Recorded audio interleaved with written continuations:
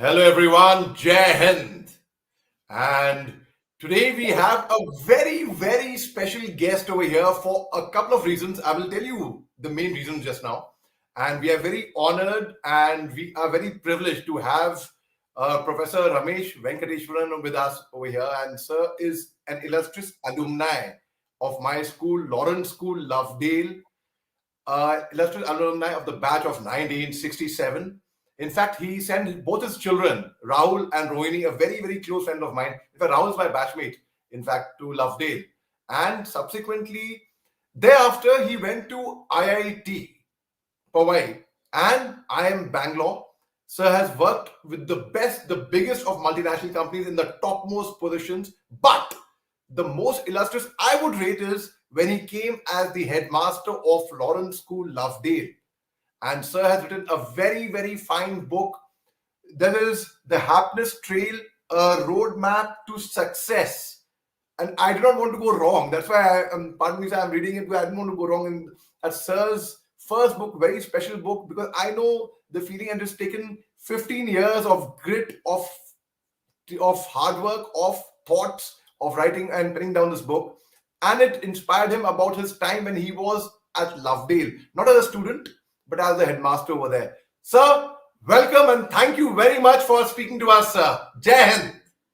Ali, always a pleasure to meet you and absorb some of your energy that you sort of throw out in large measure. Sir. Lovely.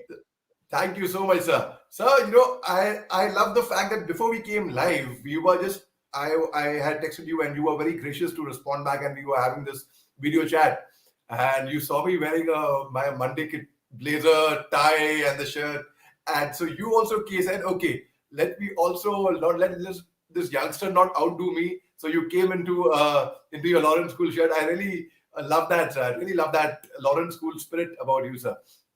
So, since I'm wearing this Lawrence School tie, so first let us come to the old school tie.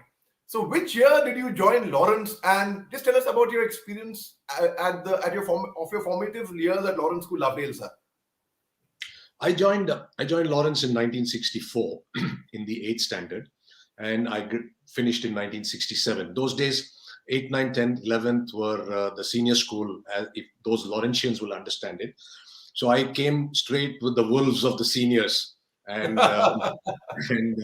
in the 8th standard, I was in the Sumeru House dorms. But when I look back, Ali, I am amazed at the kind of relationship we had with when I hear about boarding schools and the junior, senior. Even today, 64, how much is that now? 64 is 36 plus 21. 57 years later, as an 8th standard rookie in the senior school, two of the most brilliant role models I have were prefects who were 4 years senior to me. Wonderful students. So that's my tenure, and that was my stay in Lovedale. 64 to 67.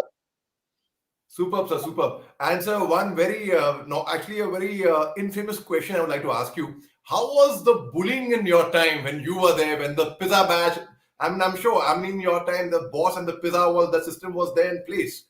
And in our time also, but it had subsided quite a bit, and our headmaster, Mr. Dev Larry, worked very hard to curb it. So how was it in your time? Interestingly, if you talk to any of the people who were probably pre-1970 or 75, we really did not see any of this as bullying. There was a boarding school ragging, which I think all of us were comfortable with.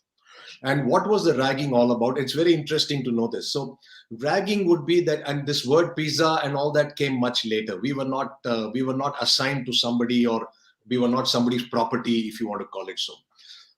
Maybe we would take pride that this guy makes me polish the buttons and not that guy because he's a dada, that kind of stuff. So our ragging was, I would think, fairly innocent, largely innocent ragging, which means that you had to polish buttons and polish the shoes and make the bed of a senior. And interestingly, Ali, we used to be, we were very proud that my shoes were polished better than my classmate's shoes for another senior. So we actually had a competition, and we would wonder who is doing a better shoe.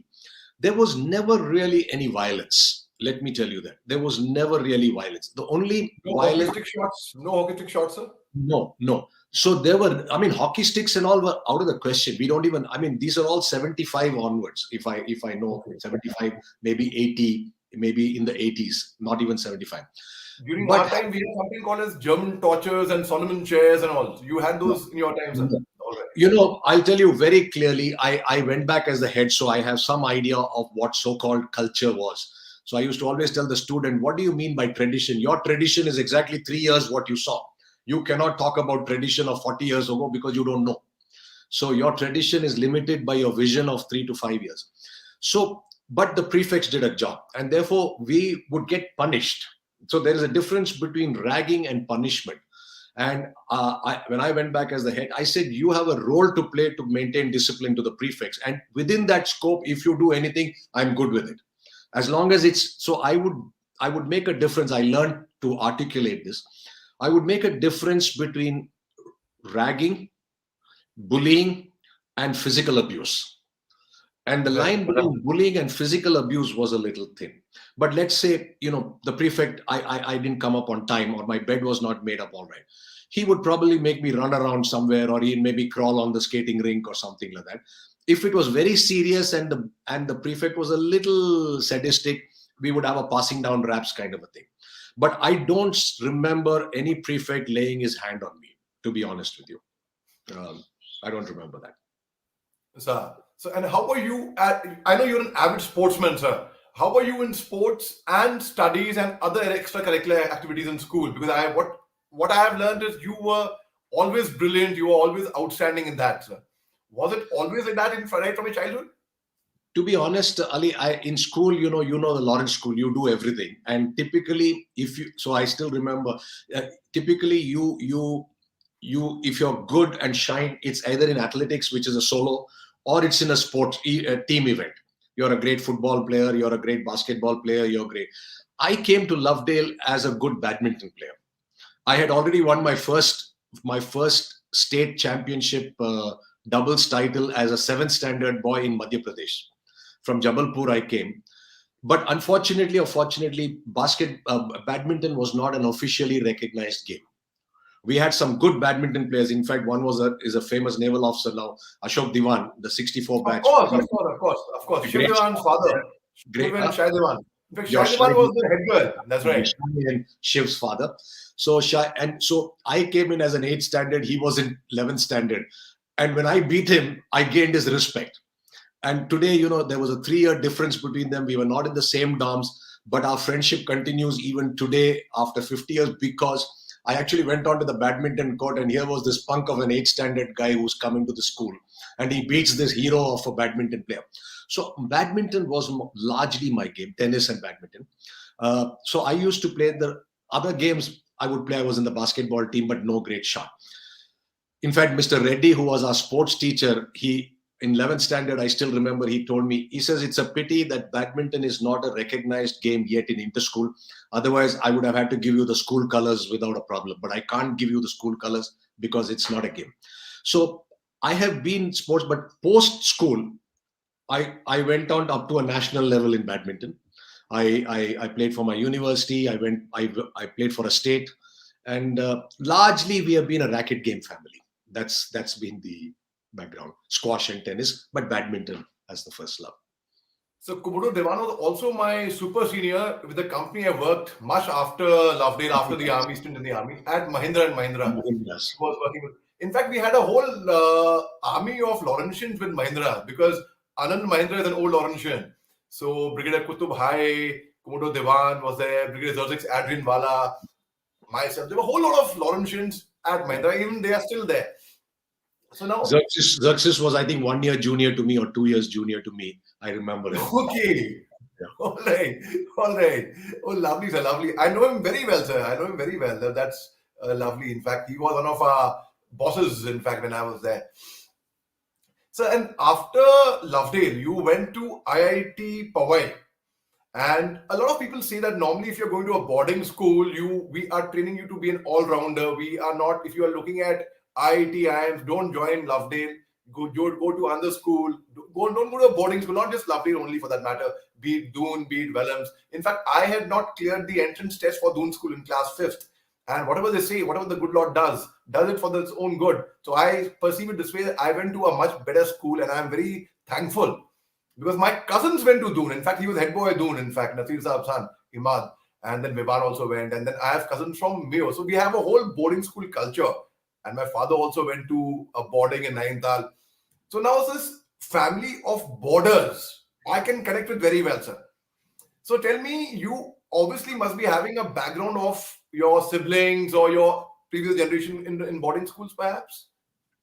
No, interestingly, I'm the first one in my generation, first one in my immediate family to even go to a boarding. Even today, the closest who went to a boarding was my first cousin, who is now an amazing entrepreneur and businessman in US. But he only studied fourth, fifth, sixth, and went out, if I'm not mistaken. So I'm not. I'm interestingly, I am a heavily pro boarding school person, but except my children, whom I put into the boarding, and we had a lot of fight at home because my wife is absolutely non-boarding school person. But by the time today, she's a stauncher and stronger old Laurentian than I am, quite honestly. My wife. But yeah, I'm the only one in the immediate family, and of course my two children who went to boarding. So I'm, pardon my ignorance, I wasn't aware of this. Even Rahul's mother, your wife, is also an old Laurentian. No, she is a hardcore day scholar. Okay, got it. I had a lot of opposition. So if I can share a small story, Please. so when Rahul was in the fourth, I decided we'll put him in Lawrence. And there was a lot of opposition from the family, and my wife was completely against it because she studied only at home. I said, let's put him over there. And interestingly, Rahul was very unhappy for the first year. And one day when I was on tour, she just pulled this guy out and put him in Bishop Cotton in Bangalore. And I didn't even know about it. I said, fine. I said, I don't want to satisfy my ego by putting him in Lawrence. I said, I think it's the best for Rahul. But very interestingly, 1 year after he came to Bishop Cotton's, Rahul told his mother, I need to go back to Lawrence. And Mr. Bhatnagar, I still got his letters of the headmaster to a fourth standard boy and fifth standard boy. His bedmate was Gaurav Sharma. I don't know, you remember That is Gaurav so Sharma? emotional. Sir. Gaurav, yeah. And the headmaster said, Rahul, I'm not giving you the transfer certificate. I'm keeping a seat for you in this school. This is where you belong. And after 1 year, we put him back there. And then I told my wife, I still remember, I said, is it that you don't want him to go to Lovedale because he will be unhappy or you will be unhappy? And I think that clinched it because she realized she will be unhappy, but Rahul will be happy. I said, then why don't you just send him over there? And then, of course, my daughter was very keen on going. So we have a very strong bond with Lawrence. Yeah.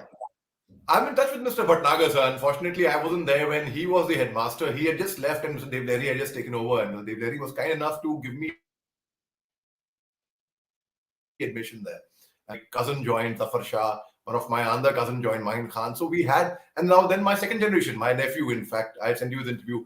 I had spoken to him yesterday. He was the head boy batch of 2017. So we had this tradition. Now we are hardcore that now my son will also go to Lawrence, though there's no compulsion, but like my wife is also from a boarding school, a different boarding. But I must tell you this experience since you mentioned about ma'am. So one fine day we were having a batch get together and we were all there, and some of our batch guys, we went for bowling basically at the Ambience Hall in Gurgaon before the pandemic, of course, a couple of years back. And some of them went off for a drink. So my wife, who is not from Lovedale, who is in fact 4 batches junior to me, not from Lovedale, she asked, Ali, where are batchmates gone? So that is the spirit. Like as you mentioned, it's like, a hardcore. So the spouse is now a more hardcore Laurentian than anybody else for that matter. Absolutely. And so when you mentioned about Mr. Bhatnagar's letter to a class 4th boy, that is something like really emotional because Mr. Bhatnagar had come as the chief guest when Mr. Sangeeta Chima was the headmistress. And I had gone back to Lovedale to direct the founders play. And I chose to direct Fiddler on the Roof. Why? Because the whole play talks about tradition. And when we say Lovedale and Laurentian, we are obsessed by tradition. Oh, our time, this time, the tradition. And as you rightly said, what tradition are you talking about? Of 40, 50 years back. Talk about tradition 3 years back. And so, my nephew, incidentally, I M Ali Shah, played the lead role in that. Nepotism, it was he cleared the audition on his own. And incidentally, my son, who was 1 year old, also took part as a baby in this play. And he got the loudest applause when Mr. Bhatnagar introduced everyone, when he in fact came and applauded everyone. So that also reminded me of a letter which my father had sent to our headmaster, Mr. Dev Lahiri, not written by my father incidentally, but in my father's handwriting, written by Abraham Lincoln to his son's teacher when he was starting school. And I loved that letter so much that I read it, and I ended up, after reading it a couple of times, I realized I've automatically memorized it without making an effort. It is so beautifully written, and I could so connect with that. If you permit me, I would like to recite that letter, sir, because since you put It's an excellent letter. Yeah. My son starts school today. It is all going to be strange and new to him for a while, and I wish you would treat him gently. It's an adventure that might take him across continents, all adventures that probably include wars, tragedy, and sorrow. So, dear teacher, will you please take him by his hands and teach him things he will have to know? Teaching him, but gently if you can. Teach him that for every enemy there is a friend. He will have to know that all men are not just, all men are not true, but teach him also that for every scoundrel there is a hero. For every crooked politician there is a dedicated leader. Teach him that 10 cents earned is of far more value than $1 earned. In school, teacher, it is far more honorable to fail than to cheat. Teach him the wonder of books, but also give him quiet time to ponder about the extreme mysteries of birds in the sky, bees in the sun, and flowers on a green hill. Teach him to have faith in his own ideas, even if everyone tells him they're wrong. Try to give my son the strength not to follow the crowd when everyone else is doing it. Teach him to listen to everyone, but teach him also to filter all that he hears on a screen of truth and take only the good that comes through. Teach him to have the courage to be patient. It's an amazing letter, sir. It is, and that gets me emotional because since you sent Rahul to Lovedale in class 4th, you're taking the decision, and then of course the headmaster's letter. Who was the headmaster at your time, sir? Mr. Thomas, the famous K.I. Thomas.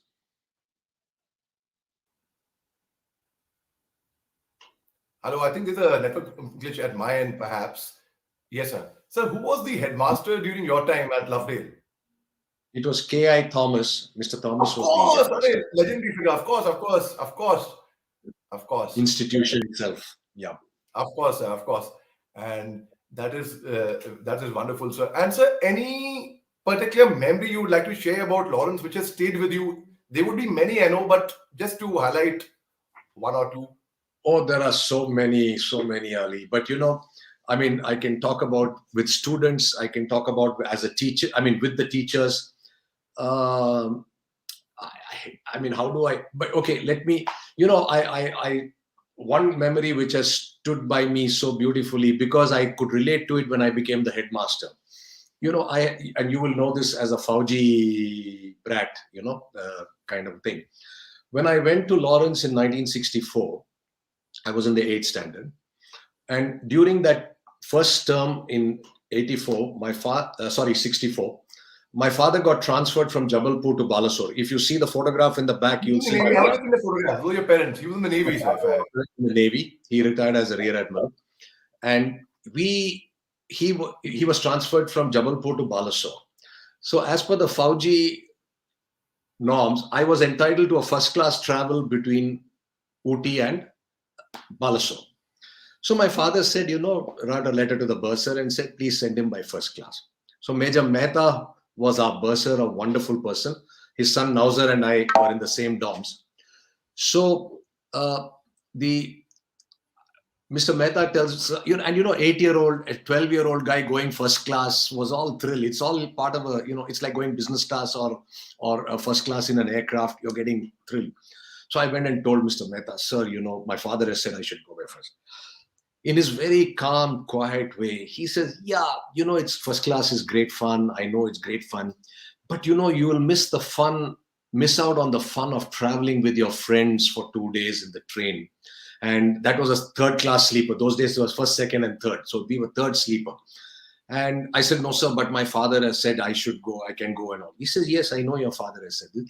But Ramesh, you will enjoy the fun of travel when you go. And the way he spoke to me, I will never ever forget this. I was all of 11 years old, 57 years ago, sitting in the bursar's office, how beautifully he told me. And I think these were my role models when I went as the head. And I said that, and Abraham Lincoln's famous letter, I think they were my guiding stars as to what and how I should behave when I went back to head an institution. Uh, So, that's so really what. you mentioned about your bursar, Mr. Major Mehta, his son Nauza was in the same dorm as you. So during our time, if the bursar's son was studying in school, he would be a day scholar. He would go back home. He would not be in the dorm with us. So was it in your time that there was the staff children, they were also boarders, or they would be the day scholars? I'm a little surprised to hear that the bursar's son was in Oh, the same dorm as you. I think it was very clear. You had the option of being a day scholar or a boarder. If you were a boarder, you paid the staff had to pay something for boarding, obviously. But we had Salim, Kip Thomas's son Salim was a boarder. Right. He was a boarder and a prefect also, I think, of Aravali House, if I'm not mistaken, 63. Nausar and his brother were very much in the school as boarders. And I'm not able to quickly recall many other teachers. But yeah, I think it was fairly common. It was fairly common. Right. So, and Salim was senior to you or junior to you, or your Salim batchmates? was 63 batch. That's why I joined in 64. He had passed out in 63. All right, sir. All right. Wonderful, But sir. we're very, very good friends now. We're very good friends now. That's great, sir. That's great. So, in fact, that is the whole magic, the whole beauty of being a Laurentian. Absolutely. You connect with anyone. In fact, let me tell you, sir, anyone who studied in a boarding school, even if you meet at the airport, there's something, I don't know what it is, but you see a person walk, see a person sit, or you see a person carry himself, you would say, this guy is a boarder. Like the way you identify us, hey, yeah, Fauji hai. He's a Fauji. A True. Fauji has a crew cut and a different stance and different walk and different bearing. You can recognize a Fauji from a distance. Similarly, there is a different stamp on borders. I mean, I'm sorry for people who have studied in day schools, and I respect you. And we were also in part of day school before we went to a boarding, no doubt. But the bonding is unmatched, completely unmatched. You have lived together, you have played together, you've studied together, you have done mischievous things together, you have done adventures together, whatnot. It is amazing. Sir, now people say that, if you have studied in a boarding school, as I was telling earlier, it's very difficult to go to an IIT or an IIM, but you have proved that wrong. You broke that norm. You went to an IIT as well, and you went to an IIM as well, and you did extremely well over there. So tell me, was it your ambition to do engineering right from school, or you were aiming at IIT, or you took special coaching, or how did you crack the IIT? Let me give you a slightly different perspective to the question that you have asked, Ali. Uh, I have mulled over this a lot because in the last 30 years I've been connected with education, and Lawrence made me think about it. I have been very lucky. You introduced me as the chairman of the IIT, the board of IIT Palghat. So I don't think anybody else in the country would have done it. I have headed a school, a boarding school. I have headed a management school in Mysore, and now I'm heading an engineering. So I've headed actually all the three categories: school, undergrad, postgrad. Of course. And therefore one has thought about a lot of these things. So let me quickly put this in what I understand as a perspective. See, in the 60s and the 70s, many of us from these kinds of schools, the Lawrence and Mayos and all, we just got into the IITs and All India Institute of Medical Sciences and the JIPMERs and all. It was no big deal. We just studied a little bit and we got it. I think it's not that the competition was not there, but I think what was expected from us in an educational system and the kind of questions you were asked. Today, I see that there's a lot of rote learning, there's a lot of mugging up, there's a lot of other things. So when we went into, people like us went in fact, I have a very good friend of mine, 1968 batch, Viju Parameshwar.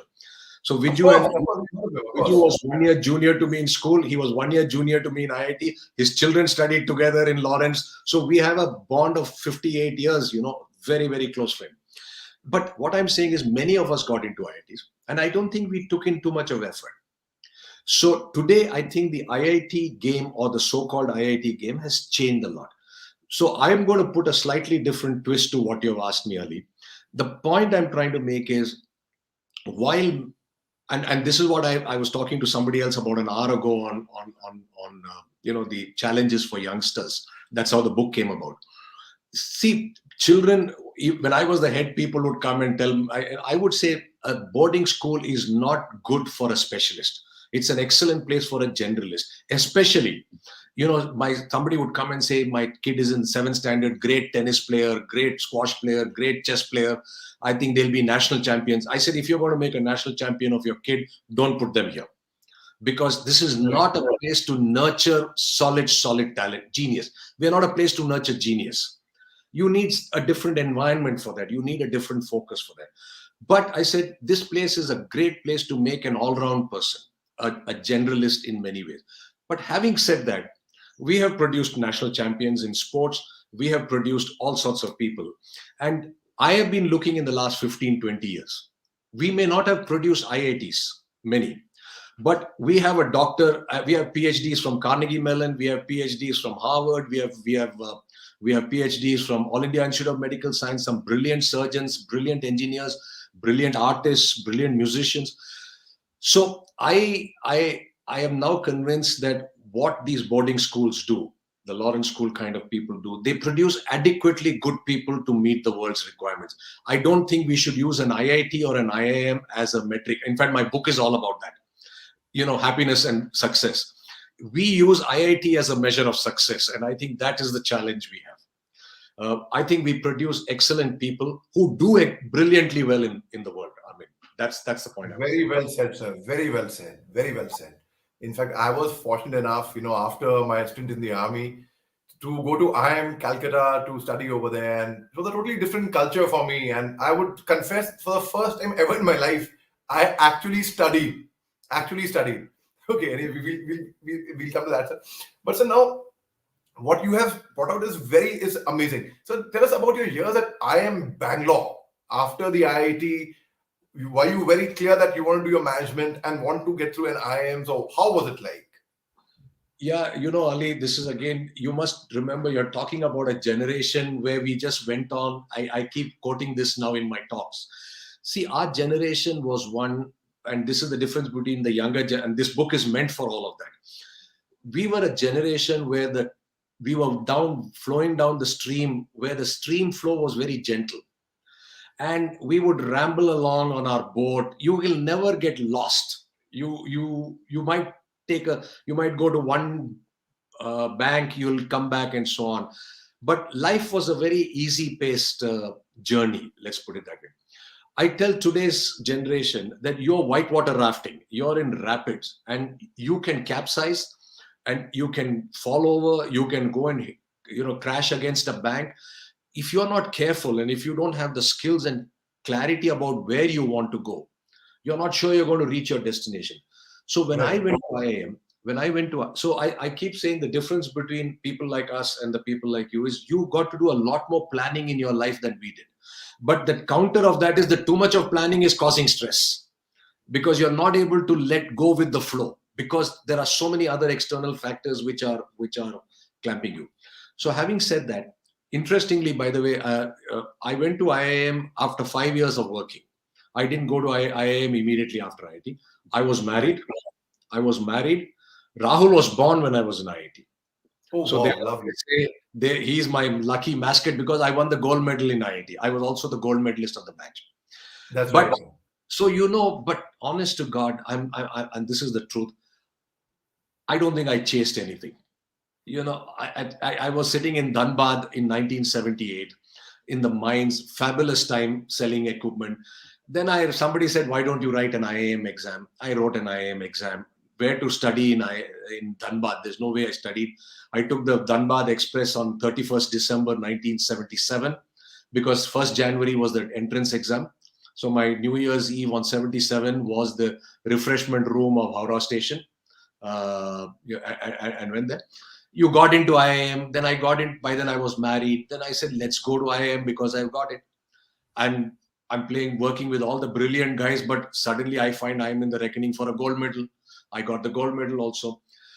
The point I'm trying to make is when people ask me, how did you enjoy your time in IIM? Only one word I've said consistently for the last 40 years.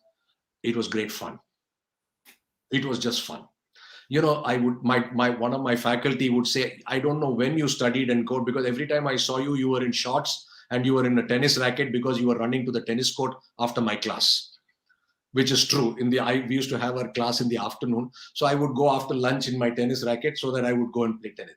So I think if I look at it, whether IIT, IIM, here, there, and this is what I keep talking about in the book. I think at the end of the day, the journey, if it's fun. So today, the world is different. The challenges are different. Let's be honest about it. The challenges are different. And that is why I say, if you're not clear about what you're trying to do, if you're not clear about where you're going, you Right. just end up somewhere where you didn't want to be. And Right. so my lesson may not be the best lesson for everybody, because we are dinosaurs. We come from a generation. No, the world is different. Let's face it. The world is different.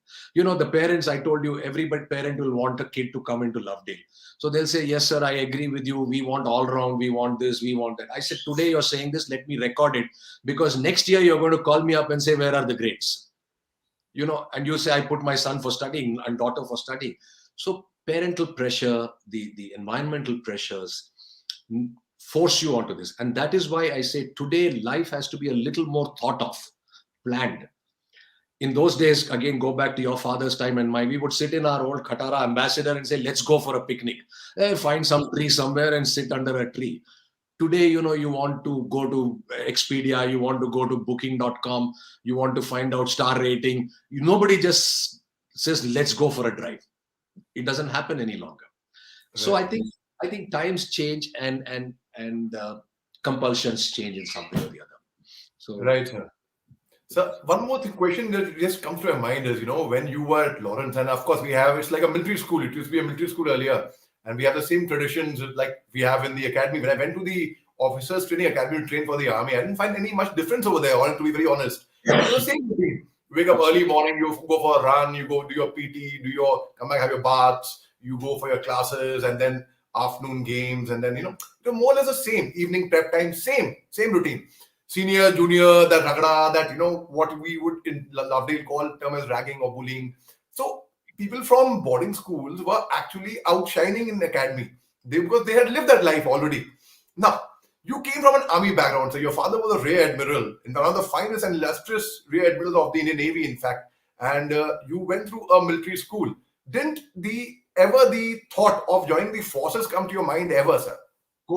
of course, you mean, it's very ironical or paradoxical or fate. When I left the school, I actually had written NDA. I had Oh written wow. the, I had written the DMET. I Okay. had written the Dufferin, Okay. and I wrote the IIT. Okay, Right. four. Interestingly, I got all the four.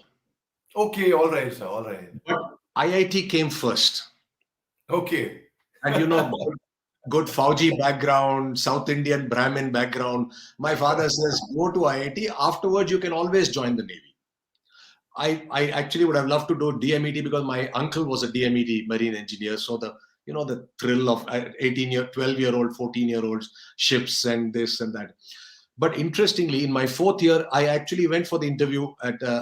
So I didn't take the SSB for NDA and all of that, because I was already in IIT.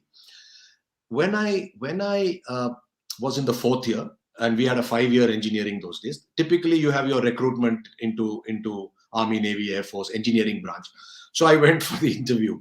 The, the interviewer was from our Navy Nagar in Bombay. And he says, "Yaar, your father is in the Navy. You're doing IT. Why you want to join the Navy?" and, Sir. and by then, you see, this is what happens, and this is why my book is very relevant. See, my life and my view of world as an 18-year-old and my worldview of life as 22-year-olds are very different. So by the time I had reached 22, I said, okay, Navy is not the end of the world, and the DMET is not. Let's look at what happened. I think that's how I did. But today, I am very much a Fauji at heart. I have some of my best friends are all retired Faujis. We keep in touch. I have I'm part of a very, very exclusive group of very senior Fauji people, from retired chiefs of staff to all the military commanders. There's a group. One of my Fauji friends inducted me into that and said, "Listen, you're a management guy. Let's think."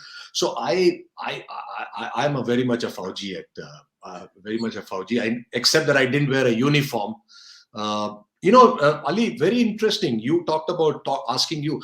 You know the number of people who have come to me and says, "Sir, were you in the military?" Wow, yes, exactly. That's exactly. Sir, Hajar people have asked me this. sir, And I said, I just smile and I said, it's interesting, but why do you ask me that? He says, no, the way you walk and the way you talk somehow tells me that you might have been in the Fauji. Very interesting. exactly. So that's what it schools your bearing, your education, your formative years. They shape us for that, sir. In fact, that reminds me of another poem which I haven't written. In fact, since you had cleared the NDA as well and the IIT as well and other exams as well. So this poem by, I think, Mr. B. Kumar, if I'm not mistaken, and I just read it and I loved it. So that also it happened that by it. I come from a theatre background, so hardcore theatre background. So these things just come naturally to me. So if you permit me, though there's no comparison that I'm trying to draw between any IIT or Fauji or anything. There's no.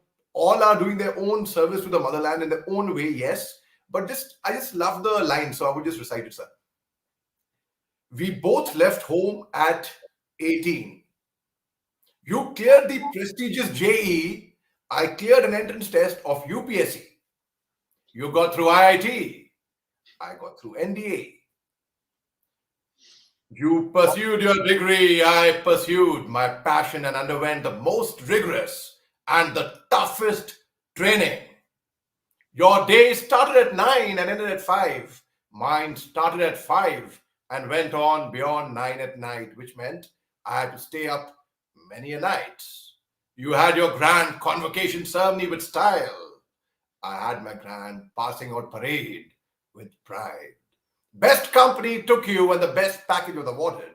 I was pipped with 2 stars on my shoulders, which I perceive as worth more than $1 million in the sky. You got a plum job.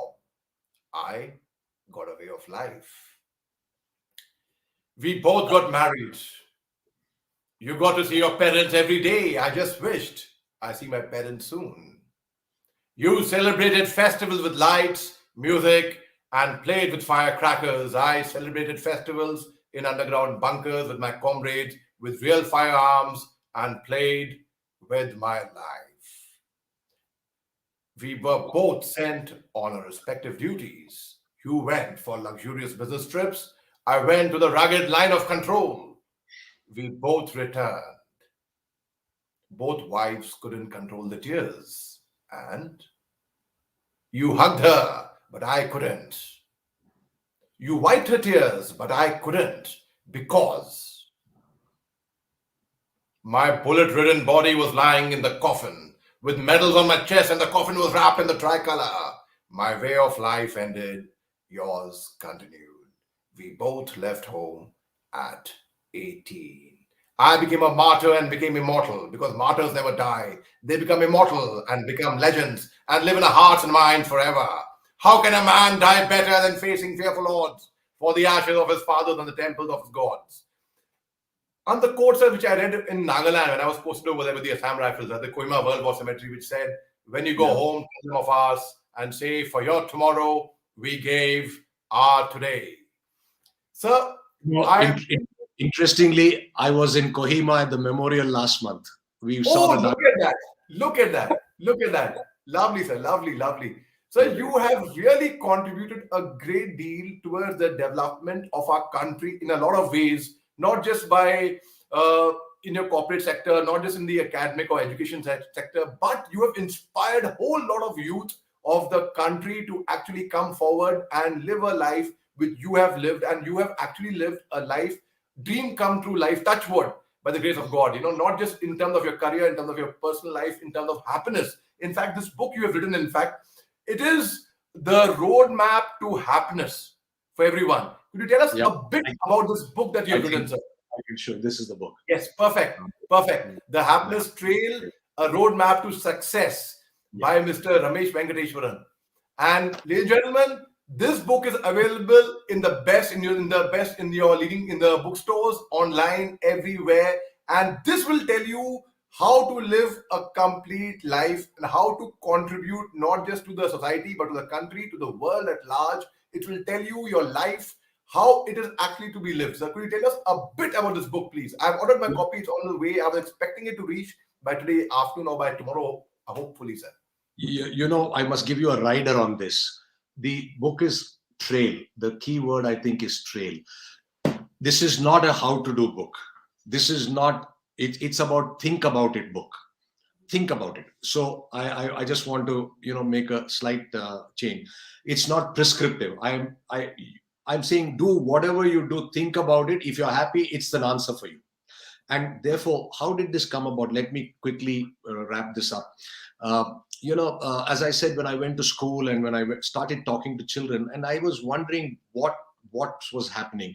It evolved through various methods. You just because you're a theater person, because you're very, very no. It started there. When I went to Lawrence in 2005, there is one movie which hit me and said I need to relook. I don't know why it hit me. I don't know why I did it. When Mr. Ramesh Venkateshwaran says in 2005, he does not mean going back there as a student again, but yes, this time he went there as a headmaster, heading the school. Yeah. So when I went there, I said I want to watch a movie. I don't know. I still don't know why I said it. And then I got the movie. I couldn't get it, so I bought a DVD. I watched it, and I was surprised at the impact that movie had made on me. And the movie was A Man for All Seasons. It's Right. Robert Bolt, Paul Scofield, 7 Academy Award winners. And I realized I had seen this as a 15-year-old. And 35 years later or 37 years later, I was watching this. And it was all about Sir Thomas More and the man of values. So I actually I screened this film for that 11th and 12th standard kids. And we had serious discussions on what values means, what does it involve, and so on. I moved to Mysore, and as the head of the B school, I realized this movie had made such an impact. It became a part of my induction program. So for me, I started taking education outside the syllabus.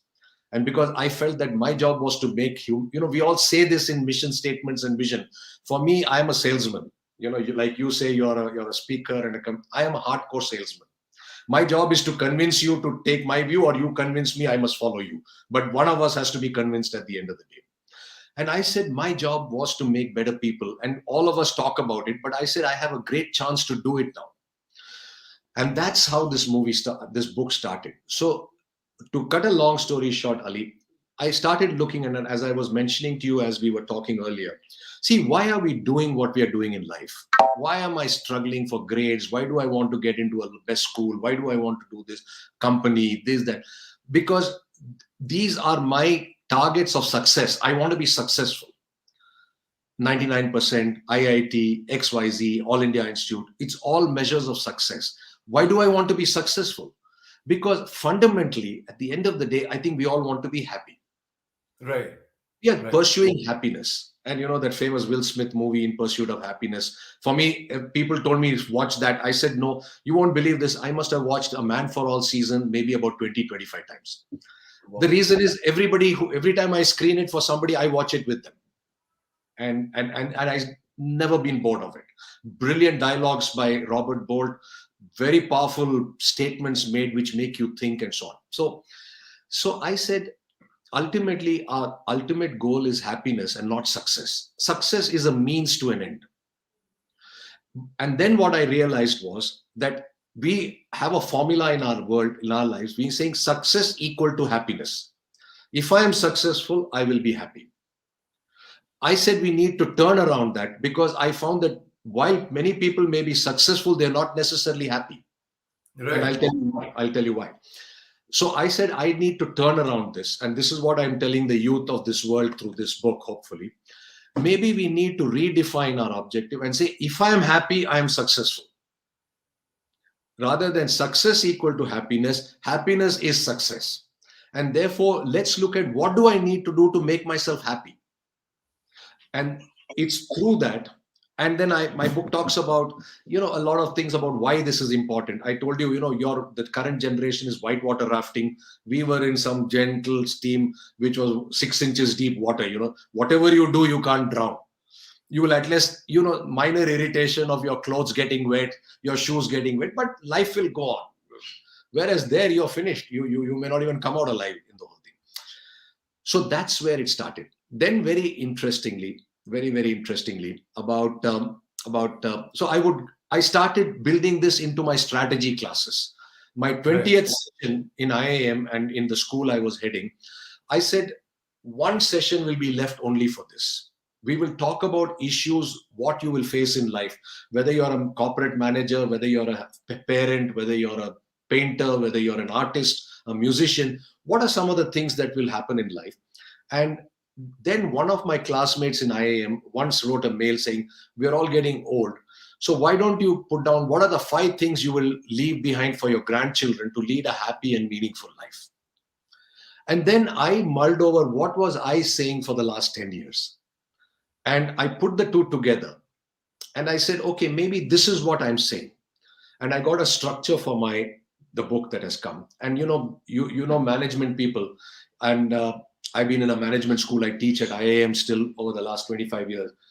All managers want 3W, 4X. Academicians will say 4Ps of marketing, 5W of this, 6. So I said I must also look intelligent. So let me also try and put this. So I brought out my 5 I's. So the 5 I of a roadmap to success. And why is it called a trail? Because it's not a fixed road. It's a trail. A trail means you can go different ways to reach your destination. A trail is not clearly laid out. You find your path. You find your path. You find your balance. And I call this my GPS for success. Now, why is it called a GPS? Because this is what I think is very important for the generation today as opposed to my generation. See, the difference between a compass and a GPS. A compass also tells you direction. A GPS also tells you how to get there. But a compass only tells you where is north. It doesn't tell you where your place is. It gives you a guidance with reference. Whereas for a GPS, there are 2 very important inputs you need. You need to know exactly where you want to go. You also need to know where you are. I must know where I am. Now, this is what I say is the purpose of this book, because what happens is, do I know where I am, first of all? Who am I? What am I? What are my talents? What are my aspirations? What are my dreams? And therefore, where do I want to get? That's the first part of a GPS. What does the second thing of a GPS do? The GPS tells you that to get from point A to point B, there are 5 different ways you can get it. This is the easiest way. This way will take you so long. This way will take you so long. And what is the third thing a GPS do? As I'm following my journey, it says, wait a minute, there's a roadblock here. Right. There is a diversion here. Therefore, you could get. For me, this is that GPS, saying that by and large, I know I want to be happy. By and large, I know I'll have my ups and downs. By and large, I know the direction I'm moving. Now, how do you define happiness? This is the point. The GPS, what happens is, Ali, you look at your life, look at my life, we can look at it. What I dreamt of the world at 18 is very different from what I think of the world at age 25. As a schoolboy, this is my worldview of what I want to do. As I get into college, then you join the army, your life changed completely. Now you got married, your priorities change. You have a child, your priorities change. So what I say is, I have to keep recalibrating my GPS. And if I don't do that, what happens to many of us is, we end up at a destination and then I'm wondering, what am I doing over here? Because I set the destination as a 25-year-old. I'm viewing the destination as a 60-year-old. Right. Doesn't seem to make sense. And therefore, I say periodically, this generation, what I'm saying is, like you do in an organization, do it for yourself. Do a stock taking. What am I looking for? Okay, I got my Jaguar. Do I want the second Jag, or is it not any meaning? Otherwise, I'm caught in blindly following something. And therefore, I gave this 5 I's. So what is my 5 I's? I say these 5 I's are independent of how you define success. You want a $10 billion in the bank. You want to be the best musician. You want to be the best Toastmaster. You want to be the best mother or father.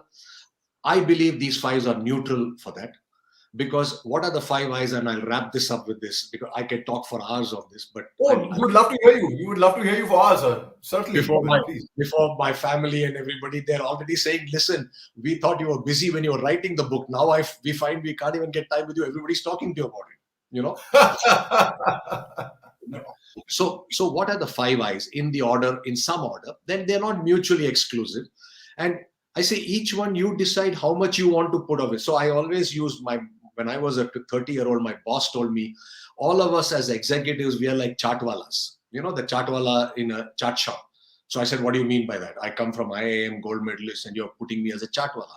So he says, what is a chartwala's job? See, the chartwala gives you a menu of 200 items. But how many ingredients does he have? So I said, about 7-8 ingredients. He said, yes. So he says that the skill of the manager, skill of the individual, we all have 7-8 ingredients. The skill lies in to know what each ingredient can do and not do, and how much of each ingredient to put in which recipe. And I said, that is the skill of what you need. So I believe this is fairly universal. It works for everybody, but for somebody you may want more of meetha chutney and less of save, and more of salt and less of pepper kind of stuff. So my 5 I's are very simple. For me, the first I is integrity. Integrity, for me, it defines who you are. Now, why is integrity important? For me, integrity is important because in life we constantly have to take decisions. The first decision I had to take after I spoke to you was, should I change my shirt or should I not change my shirt? Now, these are the simpler ones. These are the simpler ones. You get into more complicated decisions. You're in a corporate world, you're in a family world, and my book deals with all of these things.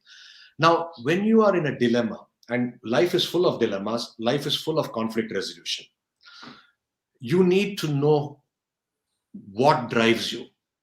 What drives you? And for me, integrity in some ways is definition of what is negotiable, what is not negotiable. Where will I be willing to make a compromise? Where is it I will not make it? And that's why the man for all seasons is so.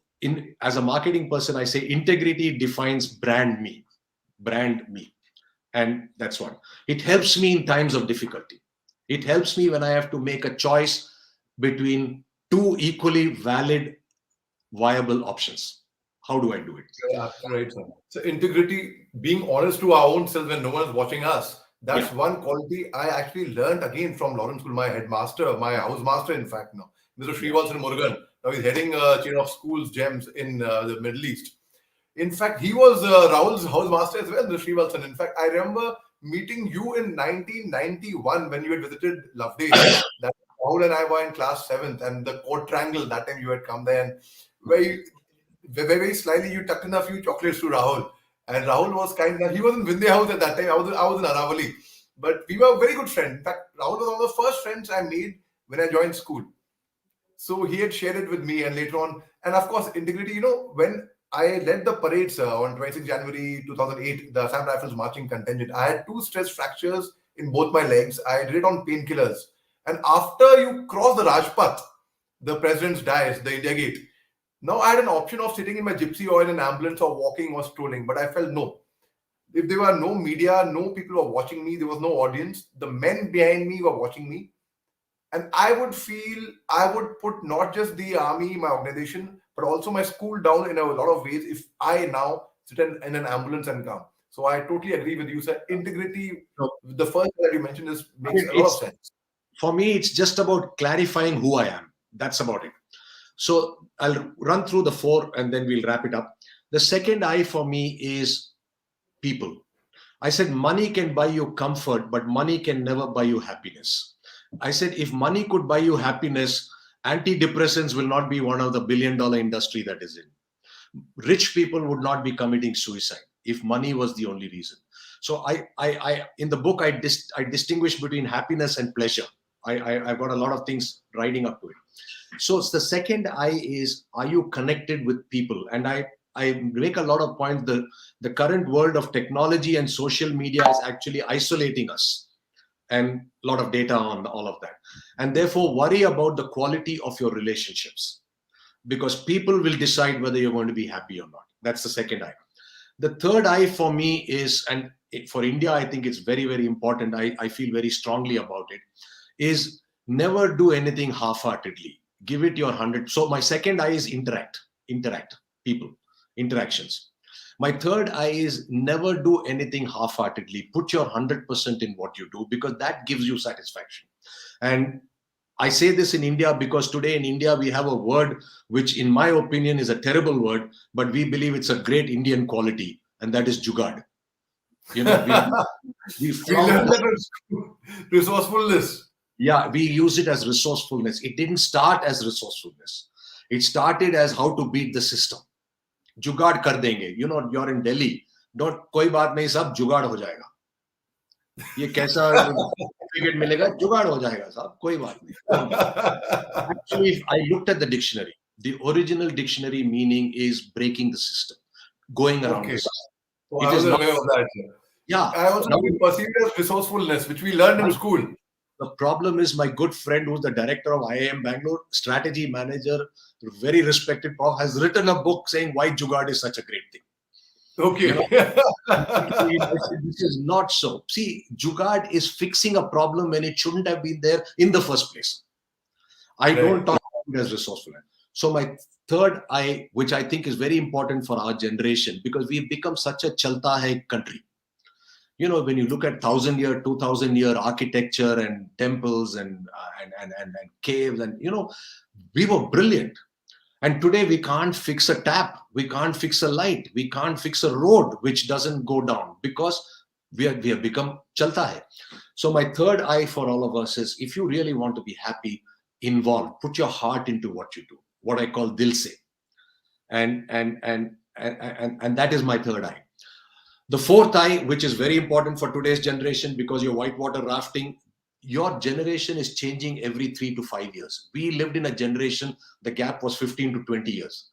Your father and my father and your father and me, we are same. We took pride in the fact that the refrigerator we have had is for 20 years. Today, my daughter looks at me and says, why haven't you changed your refrigerator? It's 3 years old. You know, we are looking at generation. You grew up in a generation, I can say very safely, you didn't have a Twitter, you probably didn't have Facebook also when you were in school. Forget about us. Email IDs we didn't have. Email IDs we didn't have. We are in an Instagram, we are in this instant thing, you know, and therefore the generation is changing. And therefore, if you're not open to learning, that's the point I want to make. If you're not open to learning, and today there's enough data and research on this, and it's not only about personal development. You see, one is personal development. One is you have to upskill yourself in the same job. The second bigger challenge is reskilling. I have to do some completely different job because my job is redundant. And therefore, I talk about it in the book saying, if you want, you got to be constantly open to learning. And when will you be open to learning? You're open to learning, in my opinion. I've added my again little bit of masala of academics. I believe that you need 3 H's. You must have a hunger for knowledge. Okay, yes. You must be honest enough to say, I don't know. Right. And these two will come if you have humility. I am humble enough to say I can't be everything. So I believe you need 3 H ingredient to be open to learning. And I keep the writer saying, as you grow older, these 3 H's will keep getting cut, because it's tough to say I don't know, because the team expects you to know. My arrogance prevents me from saying I don't know. My arrogance prevents me from saying, what will this 20-year-old teach me? I've been there and done that. So humility, honesty, and hunger actually start reducing with age if you're not conscious about it, for a variety of reasons. So that's my fourth. And the last I, again, for all of us in India, I believe it's important, but relevant anywhere in the world, is so fourth is imbibe. Integrity, interact, involve, imbibe, absorb. And the last, of course, imbibe can also be on alcohol and all, but this is not in that imbibing. This is on knowledge. And the last I for me is impact. What difference have you made in the world around you? And this is not, and I read a lot of resumes saying I took market share, market cap. I tell them that's what you're paid for. You've done no big deal. So don't tell me all those 10 pages of your resume is not an impact. It's what you are paid to do. Impact is going beyond yourself, going beyond you. And I believe in India, we are the 200 million very, very fortunate people who have got it easy in life. And we have a responsibility to society. We have a responsibility to our community as privileged people. And therefore, I believe that this is so, you have quoted a lot. So I'm going to quote something. There are a lot of quotes in the book, but this is another. Man for All Seasons was one. The second film where I found a brilliant quote, one line out of 2.5 hours, is from The Bucket List. The Right. Jack Nicholson, Morgan Freeman book, and two guys dying of cancer, bucket list, and all. So they're sitting outside the pyramids in Egypt, and Morgan Freeman tells Jack Nicholson, who's the arrogant, pompous, rich guy, and he says, something, and both are dying of cancer, and he says, there is an old saying in the Egyptian mythology. There is an old saying that when you die and go to heaven, you are asked two questions before they let you in. The first question they ask you is, how much did you enjoy your life? And the second question they ask you, which hit me strong, how much joy did you bring to others in life? And I thought that was one of the most brilliant statements I had heard. And I think we need to ask ourselves, what have we done for others? This is what Viktor Frankl talks about, search for meaning for life. So these are my 5 eyes, Ali. Integrity is defining you. Interact, because people only money cannot buy you happiness. I'm convinced of that. It can buy you comfort. It can buy you hedonistic pleasure and so on.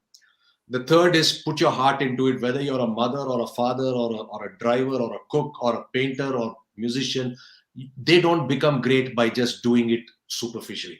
They put their heart and soul into it. The fourth is, am I open? Keep absorbing like a sponge, imbibe. And the last is, am I thinking beyond me? What have I done to earn the privileges that I've been given to by somebody else, my parents and my grandparents? And broadly, this is my thing. And I said, you decide what you want to do. You do it in whichever way you want to do it. But I believe it's fairly a broad spectrum framework.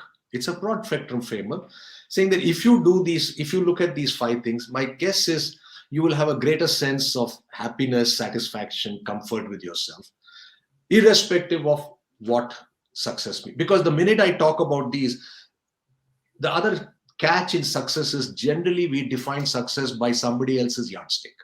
That is Yes, the problem. And if I believe if you follow these 4, 5, you will decide what success means to you. And that itself leads to happiness, because I'm not in pressure from outside. So that's something I have. Right. Like, that reminds me of a very wise man had told me, that who is the richest man in the world? Not Warren Buffett or Bill Gates, or no, the person who has the least amount of needs, requirements. That person is the richest man in the world, because our human wants, our needs are unlimited. We can keep on wanting, like you mentioned, you have a Jaguar, you'll have a Rolls Royce, you want a helicopter, you will want a private plane, you'd want a rocket thereafter, and it doesn't end. It just doesn't end. You have to draw a line yourself as to where and how you want to be happy, what you want from life, sir.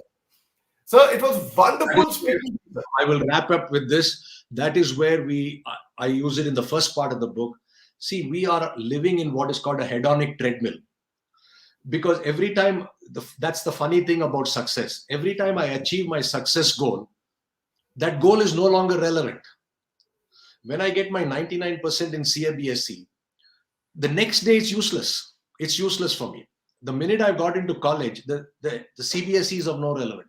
The minute I got into that college, I'm only worried about the future. So that is what I'm trying to get through in this book. Lovely, lovely, Ali. Thank you so much.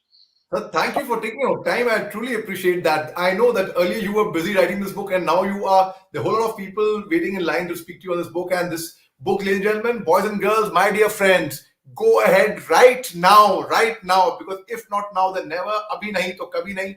Go right now, order your copy, and sir, the books. Just let us know a bit about the book. The book is available on Flipkart, Amazon, and how can a person, even in the remotest place, sitting on a high altitude or in the desert or somewhere, order this book online for that matter, sir? Right now, what I do know is it's on Amazon and it's on Flipkart and major bookshops. Uh, I I mean, I don't know which other way to get it, but if somebody sends me a mail, I can make sure that the publisher sends a book, because I believe this message needs to go across.